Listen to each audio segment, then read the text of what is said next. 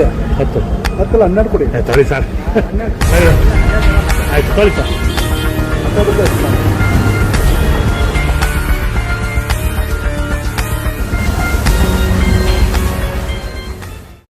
ನಮಸ್ಕಾರ ವೀಕ್ಷಕರೇ, ನೀವು ನೋಡ್ತಾ ಇದ್ದೀರಾ ವಿ ನ್ಯೂಸ್ 24 ಕನ್ನಡ. ನಾನು ಸಂಗೀತ ಭಟ್. ಸರ್ಕಾರದ ಕೆಲಸ ದೇವರ ಕೆಲಸ ಅಂತ ಹೇಳ್ತಾರೆ. ಅದೇ ಸರ್ಕಾರದ ಕೆಲಸವನ್ನ ಮಾಡಿಕೊಂಡು ಅದೆಷ್ಟೋ ಜನರ ಜೀವನ ನಡೀತಾ ಇದೆ. ಆದರೆ ಇಲ್ಲೊಬ್ಬ ಅಧಿಕಾರಿ ತನ್ನ ಸರ್ಕಾರದ ಕೆಲಸವನ್ನ ದುರುಪಯೋಗ ಮಾಡಿಕೊಂಡು ಲಂಚವನ್ನ ಪಡೆದುಕೊಂಡಂತಹ ಒಂದು ಪ್ರಕರಣ, ಒಂದು ವಿಡಿಯೋ ವೈರಲ್ ಆಗಿದೆ. 10 12 ಕೊಡಿ. ತೊಳಿ ಸರ್, ಆಯ್ತು ತೊಳಿ ಸರ್.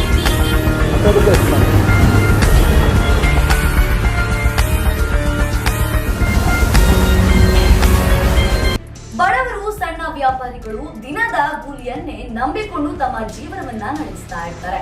ಇಂತಹ ರಾಕ್ಷಸರು ಬಂದು ಲಂಚದ ಹೆಸರಿನಲ್ಲಿ ಅದನ್ನು ಕೂಡ ಕಿತ್ತುಕೊಂಡರೆ ಆ ವ್ಯಾಪಾರಿಗಳು, ಆ ಬಡವರು ಎಲ್ಲಿಗೆ ತಾನೇ ಹೋಗ್ತಾರೆ?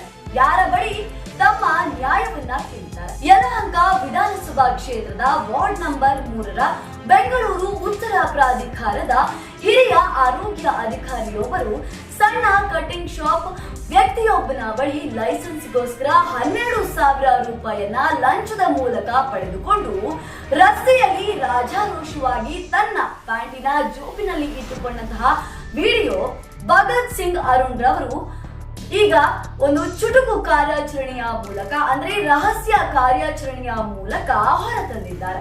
ಮುಖ್ಯಮಂತ್ರಿಗಳು ಒಂದು ಮಾತು ಹೇಳಿದ್ದಾರೆ, ಏನಂತ? ಯಾರೇ ಒಬ್ಬ ನಮ್ಮ ಸರ್ಕಾರಿ ನೌಕರ ₹1 ಲಂಚ ತಗೊಂಡ್ರೆ ಫೋನ್ ಮಾಡಿ ಅಂತ. ಈಗ ಎಲ್ಲಿ ಕಾಂಟ್ಯಾಕ್ಟ್ ಮಾಡ್ಲಿ? ಎಲ್ಲಿ ಸಿಗ್ತಾರೆ ಮುಖ್ಯಮಂತ್ರಿಗಳು? ಅದೇ ಏನ್ ಮಾಡ್ಬೇಕು ನಂಗೆ ಅರ್ಥ ಆಗ್ತಾ ಇಲ್ಲ. ಅಪ್ಲೈ ಮಾಡ್ಬಿಡಿ ಸಾಕು. ಅಲ್ಲ, ನಾನ್ ಕೇಳ್ತಾ ಇರೋದು, ಮುಖ್ಯಮಂತ್ರಿಗಳು ನಮ್ಮ ಸರ್ಕಾರಿ ಕಚೇರಿಯಲ್ಲಿ ₹1 ಯಾರಾದ್ರೂ ಲಂಚ ತಗೊಂಡ್ರು ಅವ್ರನ್ನ ನನಗೆ ಒಂದು ಗಮನಕ್ಕೆ ತಗೊಂಡ್ಬನ್ನಿ ಅಂತ ಹೇಳಿದ್ದಾರೆ. ಈಗ ನಾನು ಎಲ್ಲಿ ಹುಡುಕ್ಲಿ ಅವ್ರನ್ನೀಗ?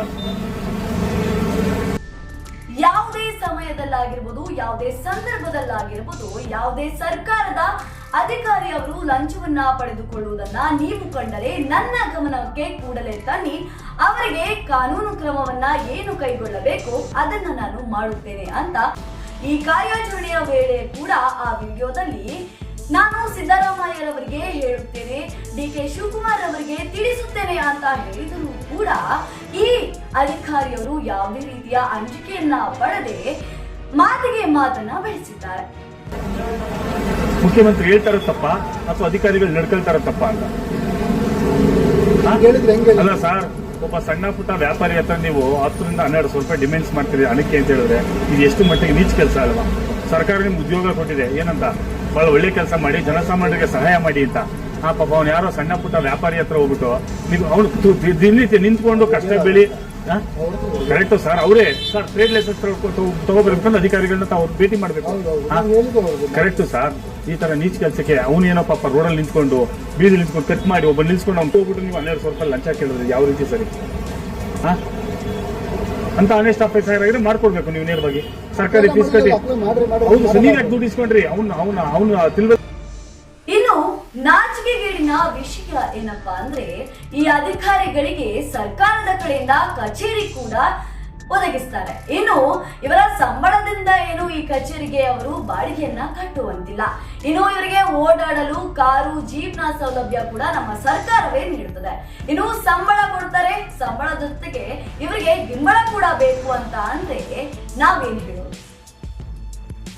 ಹಾಗೆ ನೋಡೋದಾದ್ರೆ ಇನ್ನು ಈ ವಿಡಿಯೋದಲ್ಲಿ ಭ್ರಷ್ಟಾಚಾರ ಅಂತ ಅಂದ ಕೂಡಲೇ ಈ ಅಧಿಕಾರಿಯೊಬ್ಬರು ತಲೆ ಸುತ್ತಿ ಬಿದ್ದಂತಹ ನಾಟಕವನ್ನ ಕೂಡ ಮಾಡ್ತಾರೆ. ನಂತರ ಅವರೇ ಎದ್ದು ಹೋಗ್ತಾರೆ. ಇಂತಹ ನಾಟಕಗಳನ್ನ, ಈ ಹೈಡ್ರಾಮವನ್ನ ಎಷ್ಟೋ ಬಾರಿ ನಾವು ನೋಡಿದ್ದೇವೆ. ಆದ್ರೆ ಈ ವಿಡಿಯೋವನ್ನ ನೋಡಿ ನಿಮಗೂ ಕೂಡ ನಗು ಬರುತ್ತದೆ. ನಿಮ್ಮ ಅಧಿಕಾರಿಗಳಿಗೆ ಏನೋ ಬಟ್ಟೆಗೆ, ರೇಷನ್ಗೆ ನೀವು ಕೇಳಿದಿರಲ್ಲ ಲಂಚ ದುಡ್ಡು, ಅದನ್ನ ಕೊಟ್ಟಿದ್ದೀವಿ ತಗೊಳ್ಳಿ. ಏನ್ ಸರ್? ಆಯ್ತು ಬಿಡಿ, ತಗೊಳ್ಳಿ, ನಿಮ್ ರೇಷನ್ ದುಡ್ಡು ತಗೊಳ್ಳಿ. ಯಾಕೆ ಸರ್ಕಾರ ದುಡ್ಡು ಕೊಡ್ತಲ್ವಲ್ಲ, ಸರ್ಕಾರಕ್ಕೆ ದುಡ್ಡಿಲ್ವಲ್ಲ ಪಾಪ, ನೀವು ಅದಕ್ಕೆ ಲಂಚ ಕೈ ಹಾಕಿ ಲಂಚ ತಗೊಳ್ತಿದ್ದೀರಿ.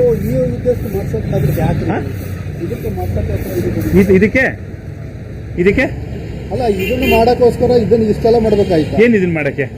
ನಿಮಗೆ ಕೇಳ್ತಾ ಇರಬೇಕು. ಆಯ್ತು. ಒಬ್ಬ ಯಾರೋ ಒಬ್ಬ ನಿರುದ್ಯೋಗಿ ಅವನು ಉದ್ಯೋಗ ತಗೊಳ್ಳೋಕೋಸ್ಕರ ಒಂದು ಕಟಿಂಗ್ ಶಾಪ್ ನ ಮಾಡ್ಕೊಳ್ತಿದ್ದಾನೆ, ಅದಕ್ಕೊಂದು ಸರ್ಕಾರದಿಂದ ಪರವಾನಗಿ ತಗೊಳ್ತಿದ್ದಾನೆ ಅಂತ ಹೇಳಿದ್ರೆ ಅದಕ್ಕೂ ನೀವು ಡಿಮ್ಯಾಂಡ್ಸ್ ಮಾಡ್ತೀರಾ ಅಂದ್ರೆ ಬೇರೆ ಅವನ ರಾಬರಿ ಕೆಲ್ಸಕ್ಕೆ ಹೋಗ್ತಾನೆ. ನೀವು ಅಧಿಕಾರಿಗಳು ಡಿಮ್ಯಾಂಡ್ ಮಾಡಿ ಎಲ್ಲಿ ತರ್ತಾನೆ ಅವನು? ಸುಸ್ತಾಗುತ್ತೆ ಪಾಪ ಅವ್ರಿಗೆ, ಇಲ್ಲ ಸುಸ್ತಾಗ್ತಿದೆ ಪಾಪ. ಶುಗರು BP ಲೋ ಆಗ್ತಿದೆ ಅವ್ರಿಗೆ ಪಾಪ. ಶುಗರು BP ಲೋ ಆಗ್ತಿದೆ ಪಾಪ. ಪ್ರಶ್ನೆ ಕೇಳಿದ್ರು ಶುಗರ್ BP ಲೋ ಆಗುತ್ತೆ. ಆಯ್ತು ಬಿಡಿ, ಈಗ ನಮ್ಮಿಂದ ತಪ್ಪಾಗಿದೆ. ನೋಡಿದ್ರಲ್ಲ ವೀಕ್ಷಕರೇ ಈ ವಿಡಿಯೋವನ್ನ. ನಮ್ಮ ಹಾಲಿ ಮುಖ್ಯಮಂತ್ರಿ DK ಶಿವಕುಮಾರ್ ಅವರು ಪ್ರಮಾಣ ವಚನ ಸ್ವೀಕರಿಸಿದ ನಂತರ ಮೊದಲಿಗೆ ಕೊಟ್ಟಿರುವಂತಹ ಹೇಳಿಕೆ, ಯಾವ ಸರ್ಕಾರದ ಅಧಿಕಾರಿ ಯಾವ ಸಂದರ್ಭದಲ್ಲಾಗಿರ್ಬೋದು ಲಂಚವನ್ನ ಸ್ವೀಕಾರ ಮಾಡ್ತಾ ಇದ್ರೆ ಅದನ್ನ ನನ್ನ ಗಮನಕ್ಕೆ, ನನ್ನ ಸಂಪರ್ಕಕ್ಕೆ ತನ್ನಿ. ಅವರ ಮೇಲೆ ಯಾವ ಕಠಿಣ ಕಾನೂನು ಕ್ರಮವನ್ನ ಪಡೆದುಕೊಳ್ಳಬೇಕು ಅದನ್ನ ನಾನು ಪಡೆದುಕೊಳ್ತೇನೆ ಅಂತ ಹೇಳಿಕೆಯನ್ನ ನೀಡಿದ್ದಾರೆ. ಇನ್ನು ಈ ಅಧಿಕಾರಿಯ ಮೇಲೆ ಯಾವ ರೀತಿ ಕಠಿಣ ಕ್ರಮವನ್ನ ಕೈಗೊಳ್ತಾರೆ ಅನ್ನೋದನ್ನ ನಾವು ಕಾದು ನೋಡಬೇಕಿದೆ. ಇನ್ನು ಈ ರಹಸ್ಯ ಕಾರ್ಯಾಚರಣೆಯನ್ನ ಮಾಡಿದಂತಹ ಭಗತ್ ಸಿಂಗ್ ಅರುಣ್ ರವರಿಗೆ ನಮ್ಮ ಕಡೆಯಿಂದ ಬೆಕ್ಸಿಲ್